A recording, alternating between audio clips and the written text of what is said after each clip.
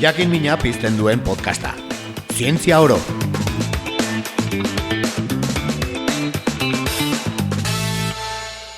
Txalo egin dezakezu, nahi adina indarrarekin gainera, eta egiten baduzu elektroiei eta indar elektromagnetikoari esker izango da. Bazenekien hori?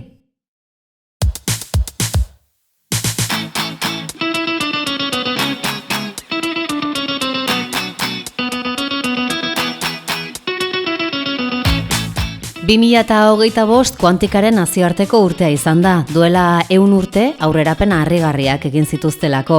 Oso gauza txikien mundua da kuantika, eta bi gauzatan aplikatzen dugu. Batetik, teoria korapilatsu horri esker munduaren zati handi bat ulertzen dugu, natura betidanik oinarritu delako gauza txikietan. Beraz, handia da txikien mundua ulertzea. Eta bestetik naturan ez dauden kontu berriak asmatzen ari gara kuantikari esker. Etxean egunero erabiltzen dituzun gauza asko adibidez. Kaixo, ni Eider Olazarreldoaie naiz. Eta ni Guillermo Roazubia, Willy. Eta Zientzia Oro podcasta egiten dugu. Eusko Jaurlaritzako Zientzia Unibertsitate eta Berrikuntza Sailaren Zientzia podcasta. Jakin mina pizteko helburua duen podcasta. Gaurkoan horixe da. Kuantikaz hitz egingo dugu. Bai, baina hori hitz bada, kuantika, ez? Eta gauza komplexu, handi, abstraktu esan nahi du, ez? Izan liteke, baina handi esan beharrean txiki esango nuke. Kuantika baita txikitasunaren mundua ulertzeko bidea. Eta guretzat mundu txiki horretan sudurra sartzeko aitzakia da hau.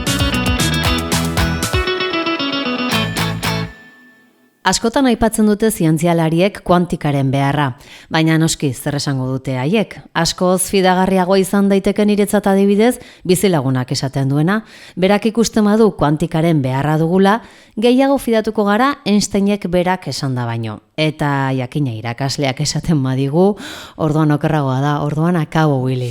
Akabo, bai, irakasle gaixoak.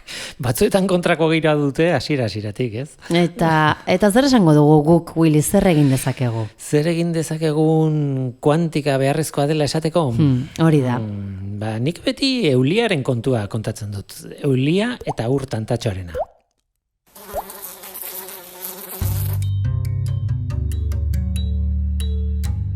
Eulia txikia da, baina ez hainbeste. Egia da, ez da hain txikia, baina fenomeno bitxi bat gertatzen da. Eta, zuk ura hartu. Itsasoan, pisina batean, bainuontzian, edalontzi batean, berdin zait, edozein tokitan. Ur horren gainazala, horizontala izango da, ez? Dagoen volumenaren arabera, gorago edo berago egongo da, gehiago edo gutxiago estaliko du, baina urrazala beti horizontala da. Bueno, beti ez. Noiz ez? Urtanta batean hain zuzen ere. Urtanta bat txiki-txikia baldin bada, esferatxo bada azken batean. Urrazala esfera baten azala da. Eta eulia? Euliak sekulako tragedia izango du urtanta baten barruan harrapatuta geratzen baldin bada, ez? Tantaren hori ikusi dugu askotan, tantaren barrura sartzen, kostako zaio, baina sartzen baldin bada, ezingo du atera, hori denok ikusi dugu. Eta zer esango gonek, horrek zer esan nahi du? Hor dago froga, zerbait txikia denean, ezberdin jokatzen duela, ez? Ura tantak sortzen dituela adibidez, eta gainera azala zeharkatzea ez dela erresa txikiak direnentzat, adibidez. Ados, baina gu kuantikaz ari ginen. Kuantika beharrezkoa da, euli batean jokabidea ulertzeko? Kuantika beharrezkoa da uraren gainazalean dauden molekulak, H2O molekula ospetsu horiek, gainazelan daudenak elkarrekin nola jokatzen duten ulertzeko. Eta tanta batean indar bereziak daudela aztertzeko ere, bai, ez? Gainazal tentsioa deitzen dugun indar moduko bat adibidez. Willy, zu kuantikan aritu zara lanean. Tuxe. Alde horretatik zientzialarietako bat naiz, bai? Ez diate kasa hundirik egin gordoan, ez? Nik kaso egingo dizut. Eskerrik asko.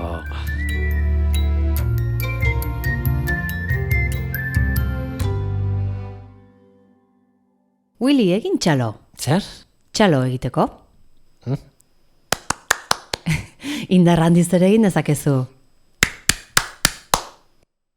Eta hori? Hasieran esan dut txalo egiten duzula elektroiak daudelako hor. Denok ikasi dugu eskolan objektu guztiak daudela atomoz eginda eta ikasi dugu nolakoa den atomo bat. Alegia nukleo bat duela erdian, karga elektriko positiboarekin, protoi izeneko partikula batzuk dituelako eta kanpoaldean elektroiak bueltaka dituela, beste partikula bat, karga elektriko negatiboa dutenak. Hori denok gogoratzen dugu, baina gainera esaten ziguten bai nukleoa eta bai elektroiak oso txikiak direla, eta beraz haien artean utzik dagoen espazio handia dagoela. Bai, atomoak gehien bat utzik daudela, alegia ez, nola baita esateko. Bai, baina hori horrela bada, txalo egiten dugunean zergatik ez dira sartzen esku bateko atomoak beste eskuaren zuloetan. Alegia zergatik ezin ditugu bi eskuak espazio berean sartu, bata bestearen barruan esan nahi dut. Kontrara, talka egiten dute eta horregatik egiten dugu txalo. Bai, ulertzen dut. Eta modu berean pareta bat zeharkatu genezake, ez? Nire atomoen partikulak paretaren atomoen zuloetatik pasarezten baditut, listo. Hori da, arrazoia da esku batean dauden elektroien karga negatiboak beste eskuan daudenak uxatzen dituela. Karga negatiboa, karga negatiboarekin. Iman batean bezala bai. Eta horrek oztopatzen dio esku bati bestearen tokian sartzen. Alegia, txalo egin dezakegu.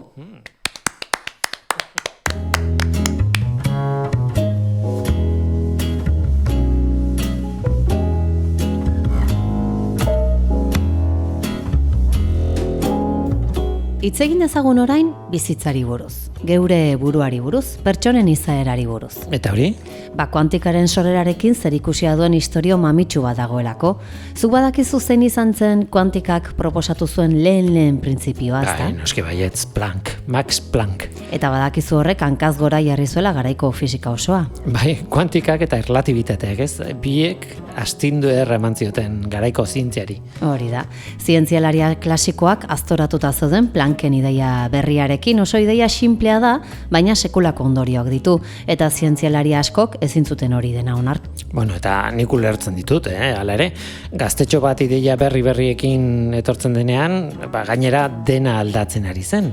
Adibidez garai hartan hasi ziren kontrolatutako hegazkinak, Wright anaiak hor zeuden, garai hartan, garai ezin berritzaileago bat izan zen. Max Planckek kuantikaren aitak ideia oso interesgarria bota zuen zientzialarien izaerari buruz eta asko pentsarazi dit esan zuenak, berak hauxe esan zuen. Zientziak aurrera egiten du, ez zientzialariak konturatzen direlako teoria edo ideia berriak zaharrak baino hobeak direla, baizik eta ideia zaharrak defendatzen dituztenak hiltzen direlako. Ideia mundiala, Baietz, eta bitxia da, Plancken teoriak iskanbila sortu zuen fiskarien artean, baina bizitzak aurrera egiten du, zientziak berak bezala, baita kuantikak ere, eta Bohr eta Heisenbergek sortu zituzten Planckek onartu ezin zituen teoria berriak ere. Eta hori, bera izan zela iskanbilaren protagonista, baina gero ezin onartu atzetiz zela berriak. Claro, eta Bohrri eta Heisenberg berriz ere, gauza bera gertatu zitzaien, Feynman, Schwinger eta Tomonagarekin, eta abarrez, historia etengabe errepikatzen da.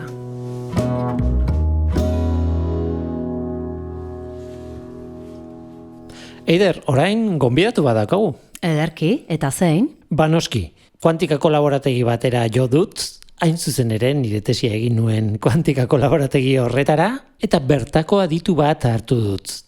Asko dakien norbait, Eli Rezabal Astigarraga kimikaria. Berak egunero egiten du lana kuantikarekin, eta horixe eskatu diot, hain zuzen ere, Max Planckek egin zuen gauza iraultzaile hori zeintzen azaltzeko. Baina hasieratik hasi gara mundu txikiaren definizioa, mundu txikia eta haien arauak. Tamaina kontua da, ezta? Gauza txiki-txikiek, masa txiki-txikia daukaten partikulek ez dute funtzionatzen. Beste dozein partikula bezala guk behatzen deguna ez da masa txiki-txikia daukaten partikulei gertatzen zaiguna. Eta masa txikia esaten dugu oso txikia. Imagina dezakezun bezain txikia. Eta hor arauak beste batzu dira. Arau horien oinarria hain zuzen ere da Max Planckek esan zuena. Eta Eli Rezabalek horrela azaltzen du. Nik erabiltzen duten adibidea beti izaten da, eta kuantikan energia eskilara bat bezala dela. Zuk eskilara batean ezin dezu koska erdia igo. Zuk igorrezu koska bat, edo jetxi koska bat, edo bi, baina erdia ez? Eta ez da aldapa bat, energia ez da aldapa bat, energia eskilara bat da, eta koska kajun behar zera. Eta hain zuzen ere hori bihurtu du beste adibide bat, oso adibide argigarria, igogailuarena. Igogailuak ezin du pixu erdi igo. Igogailua pixuka bakarrikan igotzen da, ezta? Hau da, partikula mikroskopikoek igogailu batek bezala funtzionatzen dute. Ezin dute edozein altueretara joan, jungo dira bakarri lehenengo solairura, bigarrenera, hirugarrena, laugarrenera. Ez dia geldituko solairu terdin. Igogailuak guk ulertzen dugu, baina partikula mikroskopikoei gauza guztiekin gertatzen zaie hori, batez ere, beraien energiarekin. Koskaka dijoa, ezin dute erdian gelditu. Ezin dute erdibidean gelditu energiaren eskala batean, hori ulertzen dut, baina praktikan horrek nora eramaten gaitu. Azkenean horrek definitzen du argia eta partikula subatomikoen arteko elkarrekintza. Eta hori da, ez dakit zenba gauzen oinarria. Hau da, ez dakit, RMN resonantziak, laserra, ez dakit, horren beste gauzen oinarrian dago hori, elektroiak, energia xurgatu dezakete, bota dezakete, baina beti koska bat gora, koska bat bera, ez dakit zer. Nekoa energi duen argi bat botatzen diozunean elektroiak salto egiten du. Ez du balio dozen energiak, izan behar du energiak kopuru konkretu bat. Niretzako hori da, implikazio asko ditu, nik esango nuke, eta hori da, kuantikaren oinarria eta Beraz, laser batek, edo erresonantzia magnetikoak, edo transistoreak, edo dena delakoak funtzionatzen du, horixe, elektroiak saltoka ibiltzen direlako gora eta bera, ez modu jarraian. Hori da Planckek utzi ziguna.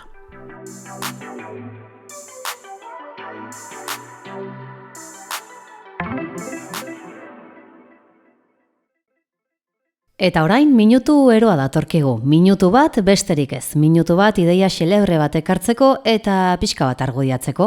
Bide batez gu inspiratzeko. Dena den gaurkoa eroa baino argigarria izatea nahiko nuke. Fenomeno, nahi duzun bezala. Ea zer kontatzen diguzun. Ea ba. 3, 2, 1, aurrera! Kuantikaz hitz egiteko eskailerez eta diruaz hitz egin beharko genuke. Elirrezabalek egin duen bezala. Zergatik? Biak daudelako kuantizatuta. Aldapa batean jaisten ari zarenean altuera guztietatik pasatzen zara.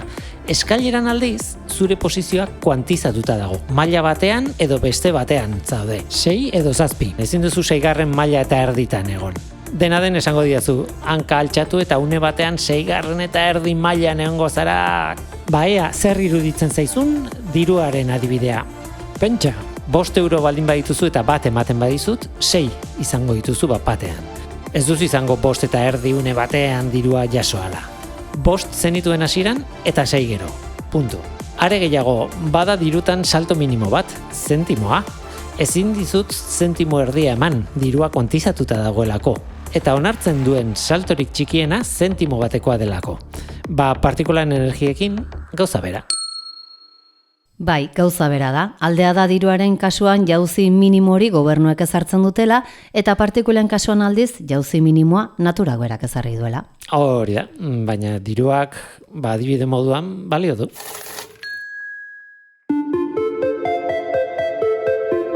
Saiatzen ari naiz asmatzen zer galdera egingo luken edozeinek zientziatik kanpoko batek kuantikari buruz.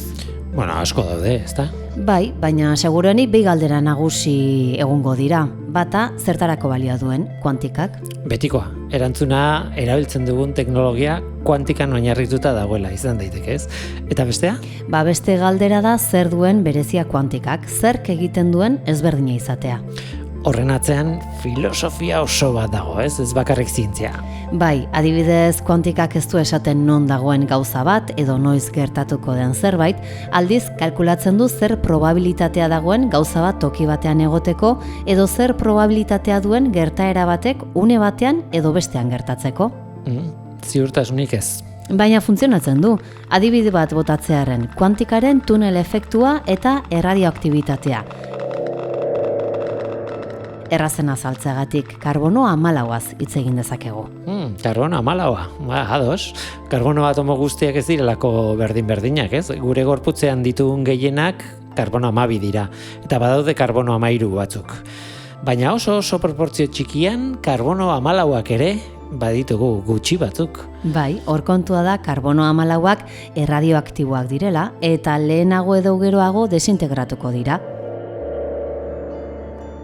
baina ez dakigu noiz desintegratuko den bakoitza.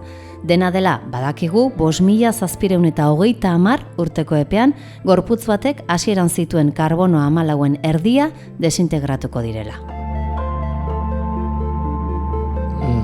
A ber, azaldu hori. Ba, imaginatu, erromatarren garaiko hezur bat topatu duzula hilobi historiko batean.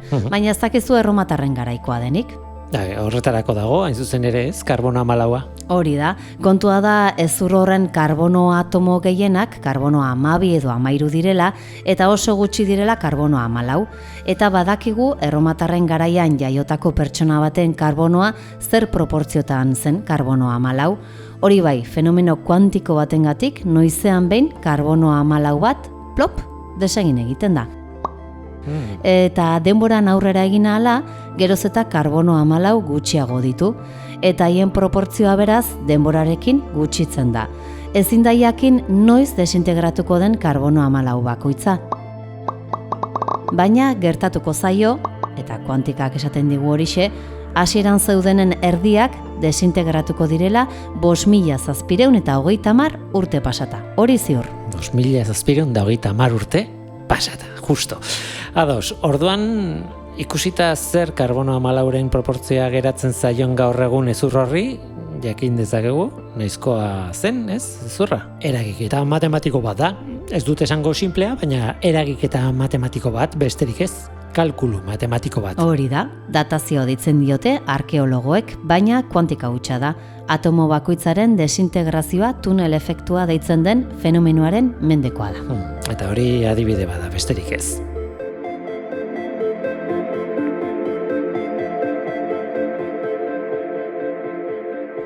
Hai utzi dazu esaten gauza bat, karbono 14 ospetsua da, ez? Eta horrekin datatzen ditugu, horixe, duela 10.000 urteko egurrak adibidez, edo hezurrak, edo horrelako gauzak. Baina badira beste atomo batzuk nolabait urrutiagora joateko balio digutenak. Egia da. Dinosauro baten hezurrak ez daitzuzu datatuko karbono 14rekin, ze 5.700 urteko epe hori askotan pasatu delako, eta orduan ia karbono 14rik ez zaio geratzen. Esango dugu, zero daukala, gure detekzio ahalmena baino berago dagoela. Beraz, beste atomo batzuk erabiltzen dira, eta asko daude egia esan, baina nik nahi nuen aipatu horixe, batez ere dinosauroekin erabiltzen ditugunak. Eta alde horretatik erabiltzen den horietako bat uranioa da. Uranioak normalean bi isotopo izaten ditu, 235 eta 238, eta erdibizitzaren datua, karbonoan 5.730 urteko epe hori bezala, uranioan dira 700 milioi urte eta 4.000 eta piko milioi urte. Beraz, oso atzera joan zaitezke uranioaren isotopoak bilatuta. Garo, hezur batek jatorrian ere askoz uranio gutxiago zeukan, baina ematen dizu aukera. Eta gogoratu behar dugu, horixe, dinosauroak desagertu zirela duela 65 milioi urte. Handik, ez zaigu geratzen karbono 14rik, hori argi dago.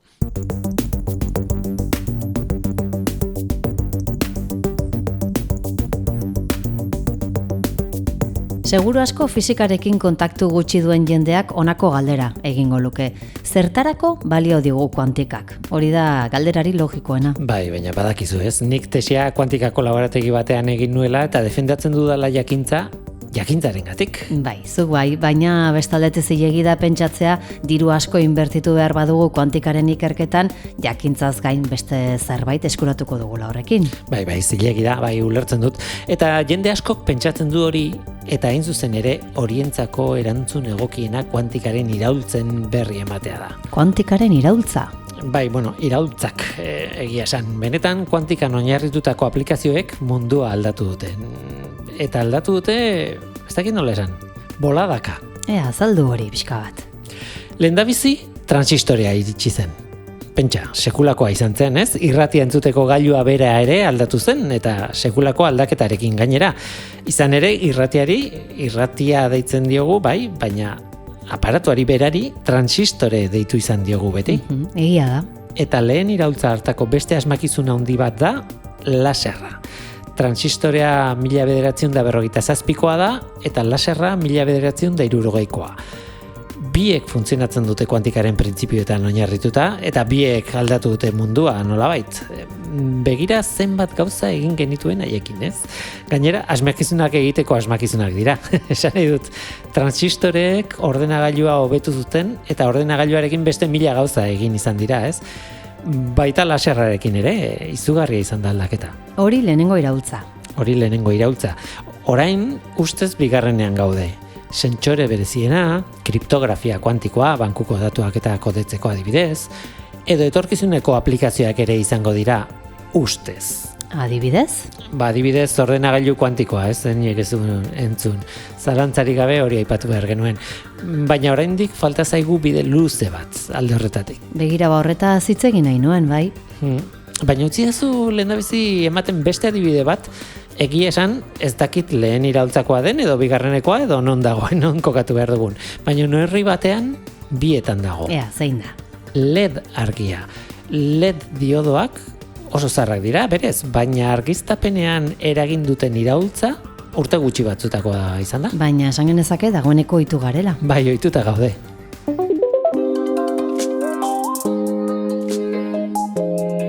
Pixka batean, oinarrizko kuantikara bueltatu nahi dut. Bit kuantikoarena kontatu dugu eta Schrödingerren katuaren kasu bera da. Azken batean, bit kuantiko batek ez du kodetzen 0 zenbakia edo 1 zenbakia, baizik eta biak aldi berean edo egoeren haste bat edo konplexua da. Nola nahi ere, katua ikono bat da.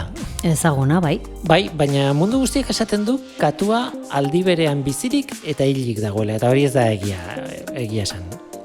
Planteamendua da, sistema kuantiko batek kontrolatzen duela kapsula bat, kapsula horretan pozoia dagoela, eta etengailu bat bezalakoa da, ez? Interruptore bat, piztuta edo itzalita. Eta piztuta balin badago pozoia eskatu iten da, eta katua hilik dago.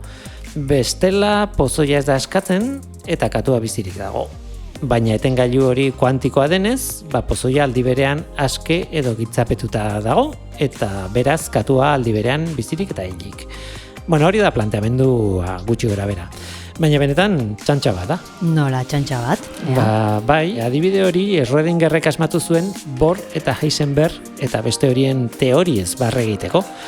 Hain zuzen ere, bi egoera aldi berean izatea ahalbidetzen zuten teoriak dira. Baina ez da benetan aldi berean bi egoera. Bueno, edo bai, konplexua da. Azalpena aldiz futbol partido batekin azaldu daiteke. Imaginatu bihar partido bat jokatuko dutela bi taldek. Zeinek irabazi behar du bezperan? Bezperan inork ez, oraindik ez dut eta jokatu. Horixe, orduan 3 egoera dira posible. Batek irabaztea, besteak irabaztea eta berdinketa. Bai. Eta zuk kiniela egiten baduzu, hasieran 3 aukerak dira errealak aldi berean.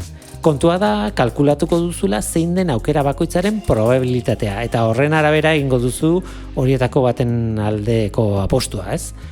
Baina 3 dira posible aldi berean. Ados, noski. Schrödingerren katuarekin berdin. Kaxa ireki eta begiratu baino lehen, 2 aukerak dira posible. Bizirik egotea, ala hilik egotea. Oraindik ez dakigu, kaxa irikitzea da partidua jokatzea bezala. Baina katua berez ez dago bizirik eta hilik aldi berean. Lehen esaten zenuena, kuantikak probabilitateak kalkulatzen ditu. Mundu bat.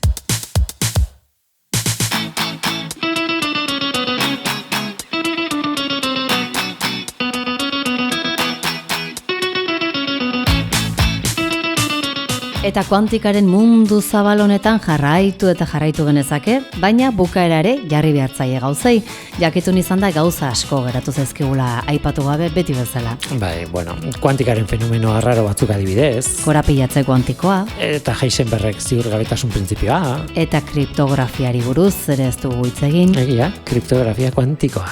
Baina horre guztiak beste batean izan barko du, Willy, bada gara agur esateko eta zuekin izan gara Zientzia Oro podcast honetan, Eusko Jaurlaritzako Zientzia, Unibertsitate eta Berrikuntza Sailaren Zientzia podcasta. Zientzia leku guztietan dagoelako, gaur zerrendatu bezala, urtanta batean, txaloetan, eskilaretan, pertsonen izaeran.